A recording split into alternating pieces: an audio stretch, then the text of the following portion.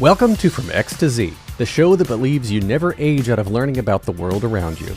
Featuring social media maven Danielle Farage and Mervyn, the analyst who puts the X in expert. They're here to talk all things jobs, HR, and trends. So mind the generational gap.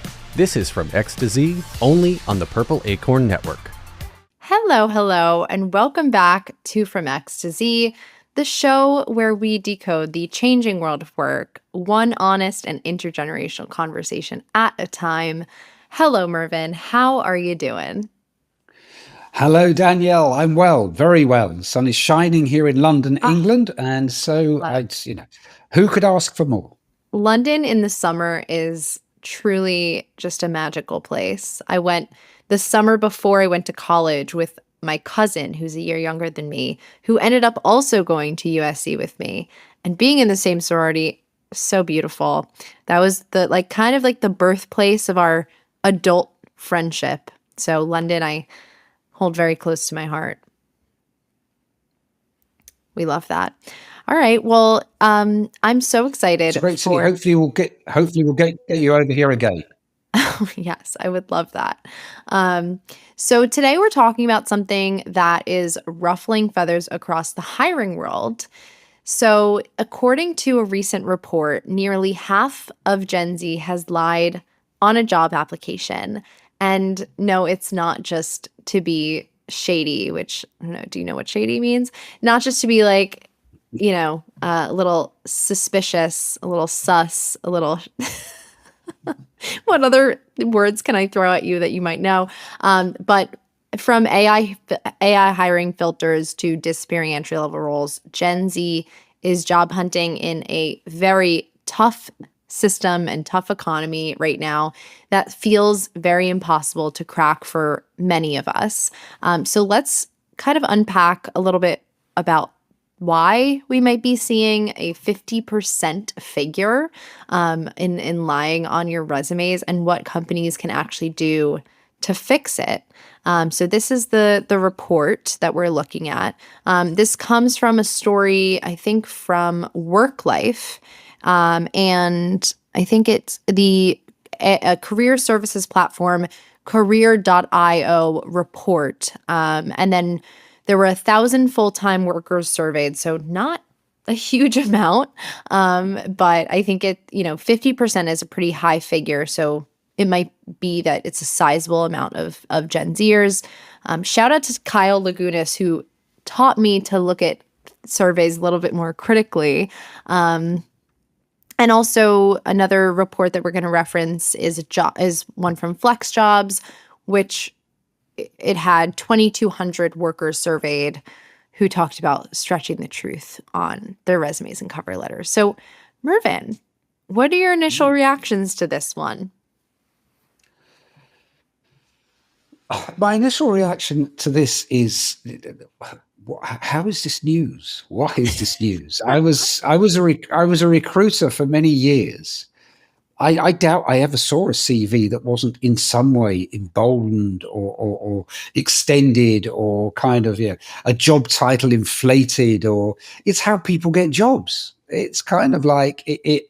I don't know why, and I think it's something probably I've said before in one of our previous ones. I don't know why Gen Z are being held to such a higher standard than Boomers and Gen X were in their day. I mean, it's kind of like you didn't get a better job unless you somehow inflated your career history and your experience. Right. Yeah. I mean, you obviously had to be able to do it once you started. I mean, obviously, you wouldn't be there very long if it was clear that you didn't have any of the skills or capabilities that you would claim to have. But.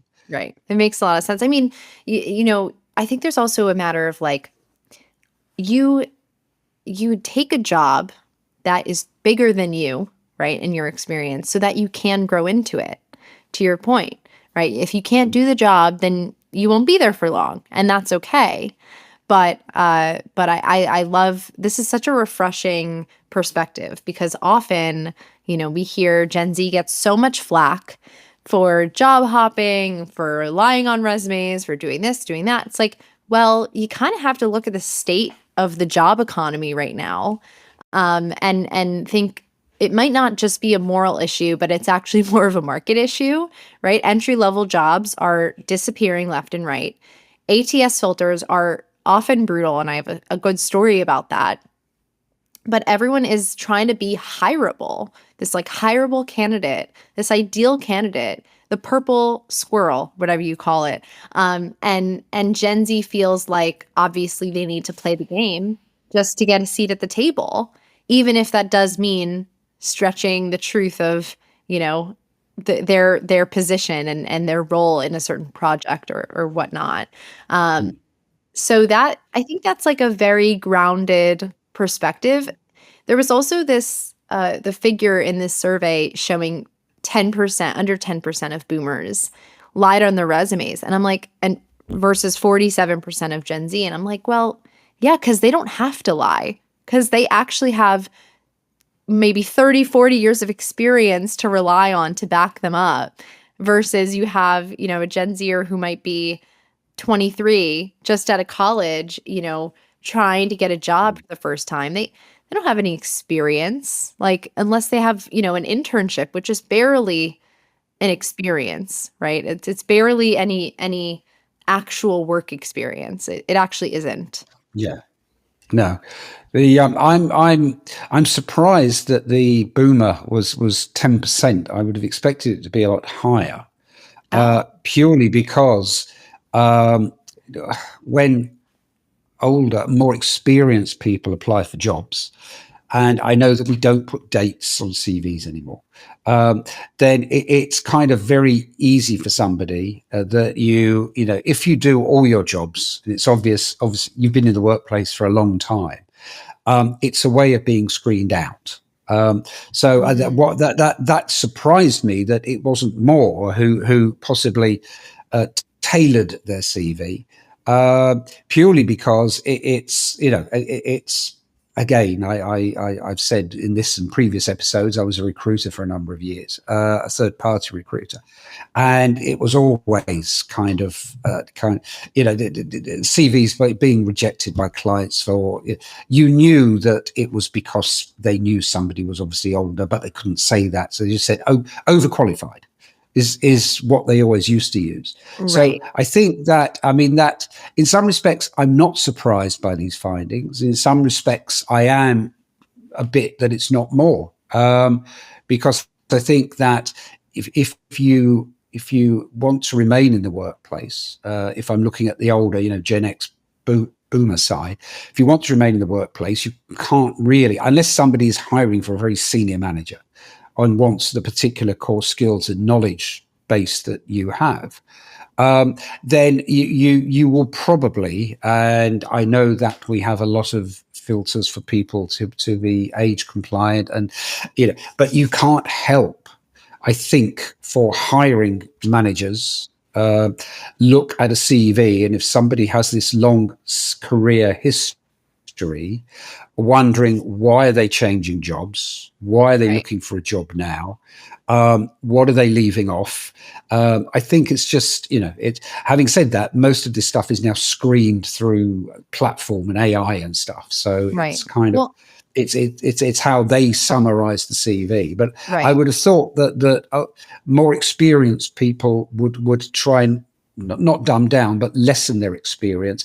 And the fact that less experienced, younger workers tend to inflate their experience, to me, is hardly a surprise.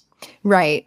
Well, I'm kind of thinking too, and wondering, do they maybe not think that leaving off some experience or shaving it off from like the bottom of their resume, we're talking about boomers, do they not think that counts as lying on their resume? Because a resume should be one page, you know, typically.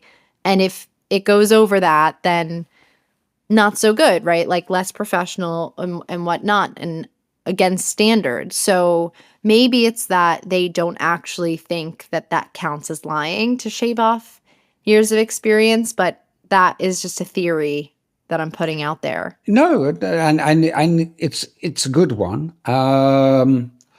I think again there are probably two sides to that. One is we're doing what we need to do to get the job, and the other one, I suppose, is that I've heard a lot when you then you're looking at CV, you're putting somebody forward for a role, and then you find out that there's obviously a whole chunk missing from the CV. Is that you're usually told, oh, that wasn't really relevant to this job. I was in a different sector. I was doing totally different job. I'm applying for this role, so I'm including the relative, the experience that's relative to this role. So that's usually the get out. Because then, of course, what happens if we have an enlightened hiring manager who doesn't mind hiring somebody in their 60s, say, then it's going to be, well, hold on a minute, you started off doing this, then you're doing that, now you've been doing this for the last 5 years. Where is your experience and knowledge base? What are you strongest at doing? Right. So it's kind of, it's possibly tailoring it to get the kind of job you want. I would imagine, though, that people would be more likely to hire someone who has more experience or is overqualified than they are to hire someone who's underqualified. So I feel like those numbers make sense, but to your point, it might be a surprise that the 10% is maybe lower. But there is another, 2 weeks ago, Fortune came out with an article about how 11% of boomers and Gen Xers who have been laid off in the past 10 years are underemployed, and 11% of them have taken pay cuts to work. So I think there is this, obviously a pressure, especially in this economy, to maybe, I don't know, to what you're saying, tailor your resume to really fit the role. Exactly. Yeah, no, I would agree. I mean, I think, but again, I don't think that is a new shock horror. Right. It's kind of people have been tailoring their CVs since the dawn of the CV. Yeah. I'm guessing, and so I think that it's if it's overly doctored, so it's kind of you've made out you're a director somewhere and you weren't, or you see a role for somebody with very very specific experience, so you write, or nowadays you can probably use a form of AI to write for you. Yep. I could say Chat GPT, but other AI platforms are available. To write me a CV of somebody who has 10 years history in this sector. Yeah. It's I'm guessing for that might pass through filtering, and I don't know. I've got to be honest. I don't know how hiring managers nowadays are able to assess whether somebody is genuinely got that experience or is making out they've got that experience. I don't know if I haven't been interviewed for some time because nobody would offer me a job anyway. So I don't know if you're faced with a candidate like that, you try and not trick them out, but I mean try and how you work out whether or not it's kind of 100% correct, the CV, or there's bits, because you can't. There are questions you can ask that don't have to be answered. Right. Well, one fix, that we've definitely seen in the past few years rise in its use is skills-based hiring. Right. And hiring based on skills and proven skills instead of credentials. At one point, when we were going through this Web3 craze, I was like, oh yeah, like it makes sense to put all of this on from a Web3 capacity, like, have it live on the chain and whatever, and like have all your credentials and prove that you worked on this project and that project, and like be able to take that with you to apply to another job. Like, I just thought that was such a great idea. We'll see if it ever comes to fruition. But another one is, assessment and project-based hiring, and getting people, to do some sort of exercise, give them some sort of assessment, give them something to get their hands dirty with, and then assessing the quality of their work. I've done a number of those types of interviews. I know my friends who are currently interviewing are doing those types of interviews and actually going through like tens of rounds of interviews, especially in finance, to just get, an offer. So I think those are maybe the two things that I've seen organizations put to work to kind of combat, the influx of inflated CVs and resumes. But I am curious, like, what other fixes you've seen to maybe sift through the dishonesty or the inflation to some degree, like maybe, in the past 30 years, like how has that changed? Well, I suppose that the process is more automated now. So if I go back to my days of being a recruitment consultant, you used to ask if you could contact the previous company. And sometimes you didn't, because it's a company you knew. It's a company you might have recruited for. So it was, I think, fairly standard that to offer the correct service to your clients, you had to check up on the experience that was laid out in the CV, and certainly the dates, because again, a lot of people will stretch. If they left a company not through their own choice and they had 2-3 months job hunting, they would obviously, one of those two jobs would be stretched so that there was no gap. And I'm not saying that a previous generation were less honest or anything like that. But I mean, it's just what you do. Most people need a job. They need to work. They need to earn money for themselves, to feed families, to whatever reason. So I think that we probably have a lot more ways now than we used to have of checking whether somebody has that experience. Certainly, if we go back before LinkedIn, which I know has been around a long time now, but if we go back before LinkedIn, there was a life before LinkedIn. There was, people used to change jobs before LinkedIn. That's crazy. Before the internet, people used to change jobs. Didn't happen. They used to fill out a one-page form and sit out and wait outside an employment agency or recruitment consultancy for about an hour to be interviewed. And it was kind of like, what are you looking to do? How much do you want to be paid? When can you start? Okay. Yeah. I've seen Monday this morning, phenomenon. 9:00, report I've to seen this this place. portrayed in like movies and TV shows, but I didn't actually think it was real. No, I'm kidding. No, but to your point, I think it's a lot harder to even get your foot in the door, right? Like, I know a ton of college grads right now who are going through it, and it's like they get advice from older people, right? And the best advice is, in my opinion, is you have to just make sure that you get your foot in the door. And if getting your foot in the door means you have to maybe lie a little on your resume, I actually don't think that that's uncommon, nor do I think that that's super immoral, because everyone does it. It's kind of like speeding, on the highway. It's like you follow the speed of traffic.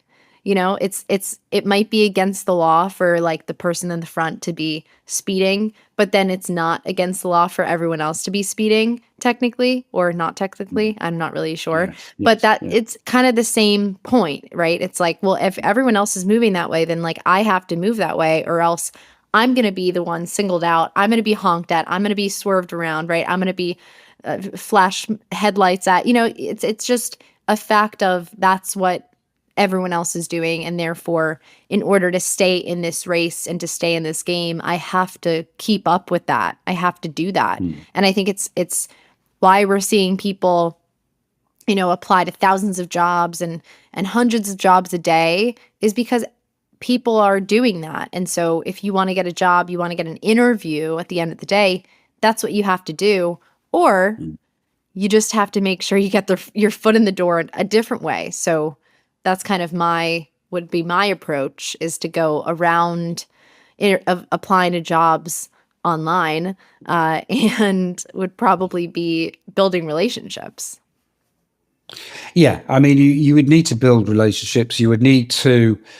I think a lot of people, and it's probably better now, but a lot of people didn't really fully understand what skills and knowledge they had that was transferable to another organization. Yes. It was just kind of, I've been doing this. I've been, I don't know, a credit controller for 15 years for 4 different companies. So, that's my experience. I've been a credit controller. No one's ever fired me for being useless.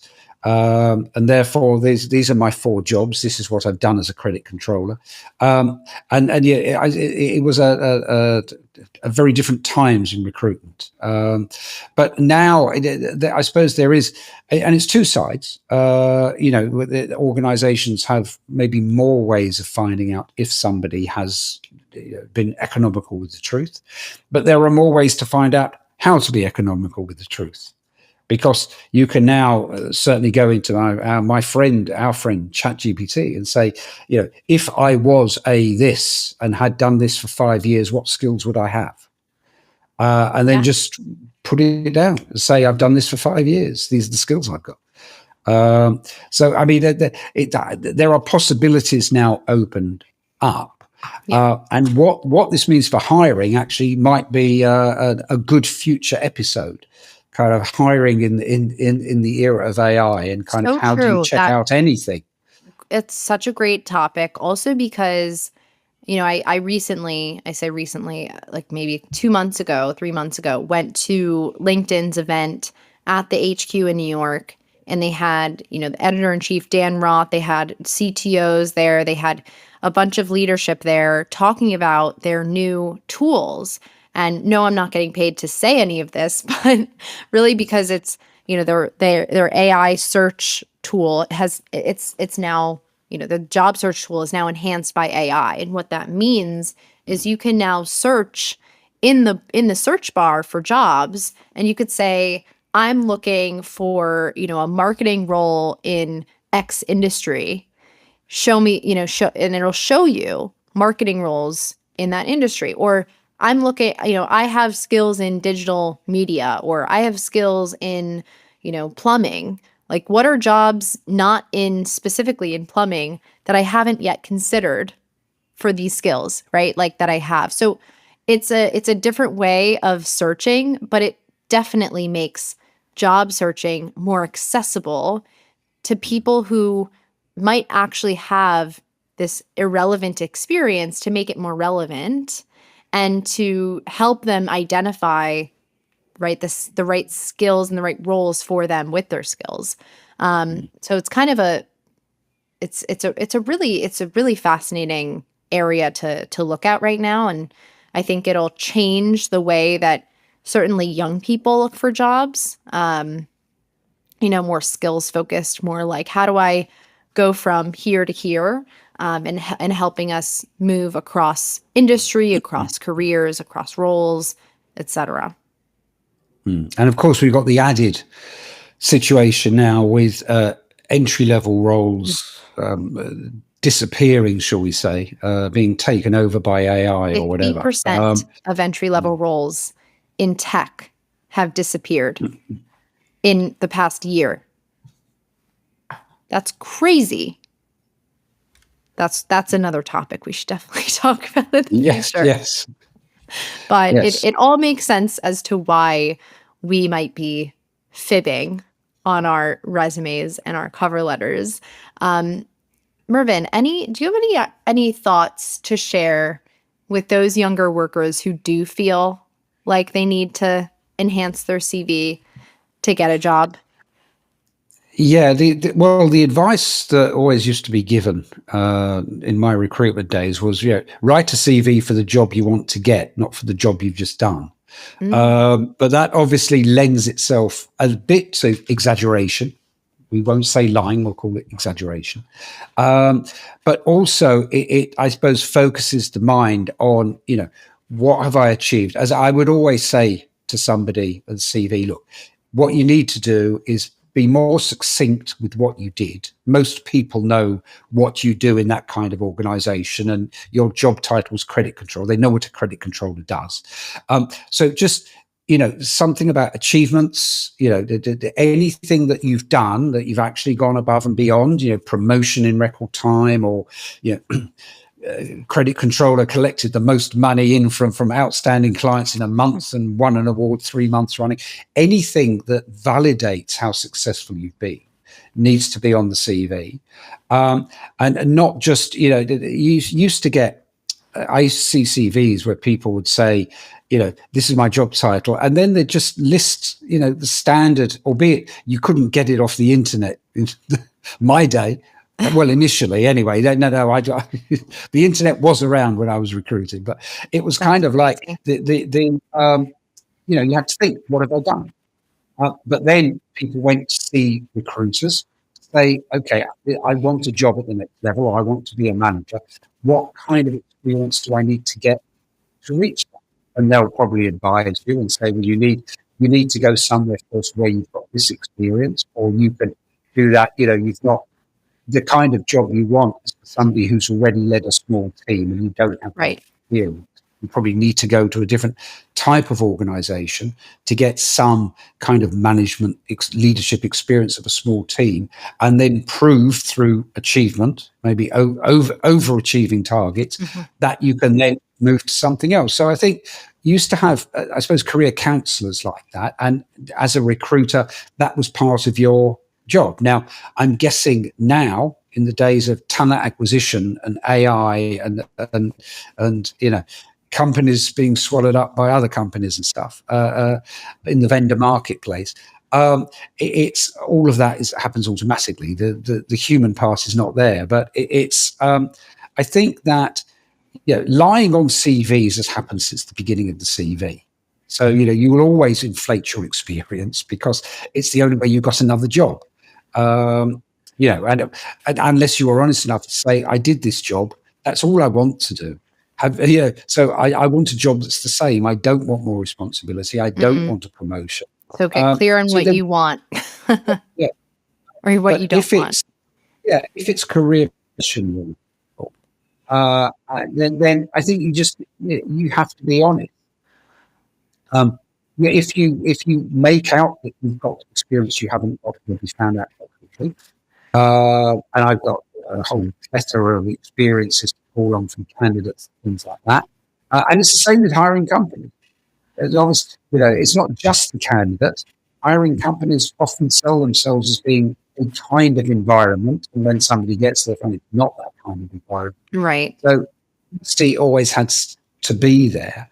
But I think that it's just understanding your skills, understanding your strengths, knowing how you want to utilize them, and then identifying the best places where you can do that and build on those skills and strengths. Love that.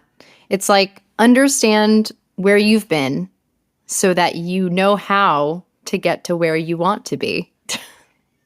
Yes. And also ask other people who aren't on your team, right? Like, what do you think I've contributed? Or maybe other people who are on your team. Here are all the ways I think I've contributed. Am I missing something?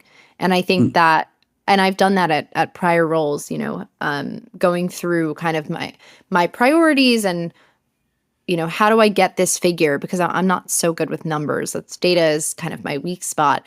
So, asking and relying on other people, leaning on them to say, well, how do I get this number, to put on my resume to show what I've done? And it doesn't need to be just for applying to jobs, but I think it's normal for people to update their resume throughout the year. So we don't need any anyone raising any flags anywhere. Living CVs, they were once called, weren't they, or something? Ooh. It's kind of, it would update, and every time you did a project, it would just update your... Oh, wouldn't it be nice if AI just did it for us? I'm sure. Well, I'm sure. I'm sure they can. Well, I loved this conversation. Always a pleasure chatting about these intergenerational convos. If you've lied on your CV and it worked, we want to hear from you. If you've lied on your CV and you were found out, we also would love to hear from you. Please comment on this video or DM us individually. We'd love to share any exciting and funny stories and unpack them here on From X to Z. Don't forget to follow Purple Acorn to stay up to date on all episodes of From X to Z, as well as our myriad of other shows. And we will see you back here next week, as always. Thank you so much, and see you later. Bye.